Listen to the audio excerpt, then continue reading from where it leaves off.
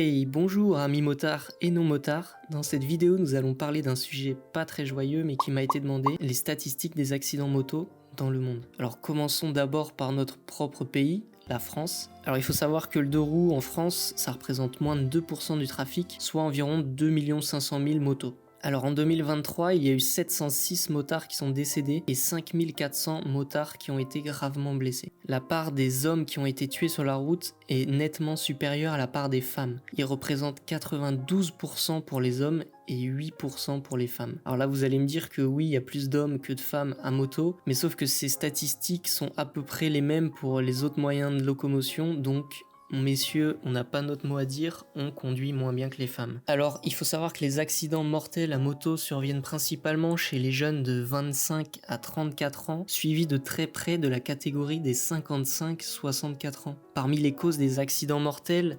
24% ont lieu à cause de la vitesse, 17% à cause de l'alcool et 13% à cause de l'inattention. Pour les prochaines statistiques, je vais passer à l'échelle de l'Union européenne. Les statistiques datent de 2018, mais toutes mes sources seront en description si vous souhaitez aller jeter un œil. Alors l'Italie arrive en première position avec 795 décès en 2018, suivi en deuxième position de la France avec 760 décès.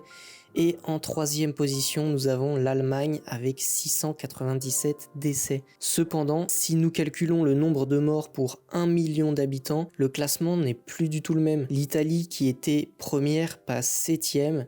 La France, qui elle était deuxième, passe 9e. Et l'Allemagne, qui était en troisième position, n'est même plus dans le top 10, elle passe 13e. On retrouve dans le top 3 pour 1 million d'habitants la Grèce en première position, suivi de Chypre en deuxième position et de Malte en troisième position. Alors il faut savoir qu'en 2018, sur 4014 motards décédés, 96% étaient conducteurs et 4%, soit 159 personnes, étaient des passagers. Alors les statistiques suivantes sont très intéressantes.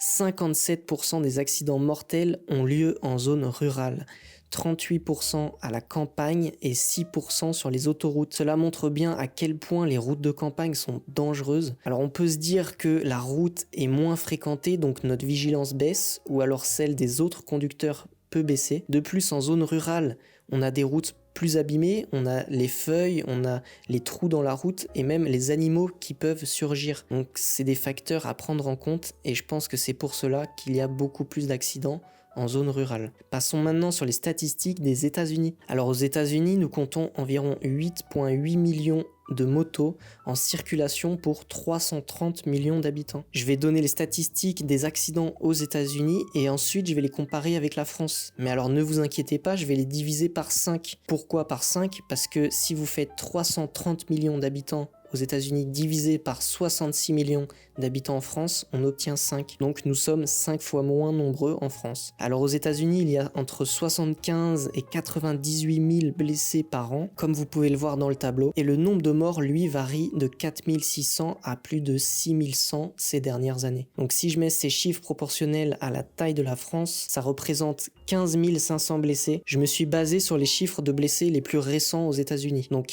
15 500 blessés aux États-Unis contre 5 400 en France, soit 3 fois plus de blessés aux États-Unis pour le même nombre d'habitants. Et maintenant, pour le nombre de décès, ça représente 1200 morts aux États-Unis contre 706 en France, presque le double. Donc cela montre bien quand même qu'il y a une grande différence sur la sécurité routière. Certains États aux États-Unis n'imposent même pas le port du casque pour rouler à moto. Alors les mois qui font le plus de victimes sont évidemment les mois durant l'été, juin, juillet, août, car pendant ces périodes, il y a plus de personnes qui utilisent leur moto. Et généralement, le temps est meilleur et donc les gens sortent moins équipés. Là, vous allez voir, contrairement à l'Europe, 2/3 des accidents arrivent en milieu urbain aux États-Unis et 1/3 arrivent en zone rurale. Je pense que cette différence, elle est due aux grandes tailles des villes et à la densité de circulation.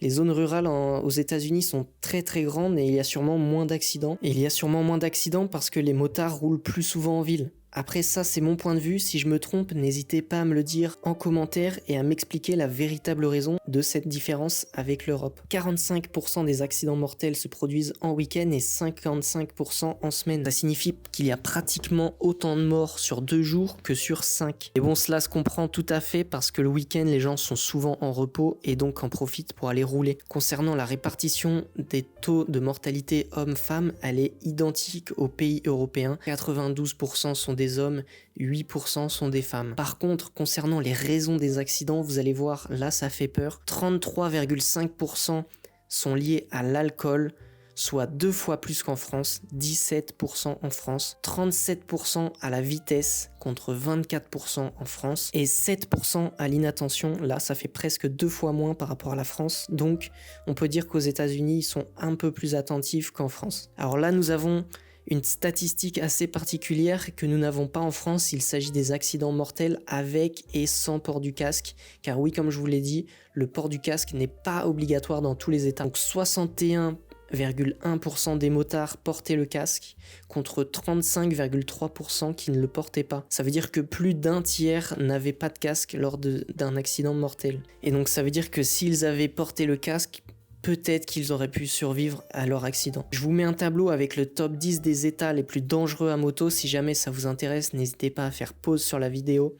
Pour finir cette vidéo, je vais vous mettre le top 3 des pays avec le taux de mortalité à moto le plus élevé, selon les sources de l'OMS. Alors en première position, nous avons la Thaïlande avec 74,4% des accidents qui sont mortels. Il n'y a que 51% des conducteurs et 20% des passagers qui portent le casque. C'est pourquoi la Thaïlande a le taux de mortalité le plus élevé au monde. En deuxième position, nous avons l'Indonésie avec 73,6%. Alors contrairement à la Thaïlande, l'Indonésie n'oblige pas les motards à porter un casque, mais pourtant 71% des conducteurs le portent. En troisième position, nous avons le Cambodge avec 73,5% des accidents qui sont mortels. Le Cambodge est le 3e pays au monde avec le plus haut taux de mortalité. Alors il a un total de 2 700 000 motos enregistrées dans tout le pays. Comme en Indonésie, le Cambodge n'oblige pas les motocyclistes à porter un casque. 70% des motocyclistes le portent le jour quand il y a les contrôles de police, alors que le taux n'est que de 43% la nuit. De plus, les personnes assises derrière portent rarement un casque, environ 30% le jour et 13% la nuit. Si vous avez remarqué, les 3 pays avec le plus haut taux de mortalité se trouvent en Asie.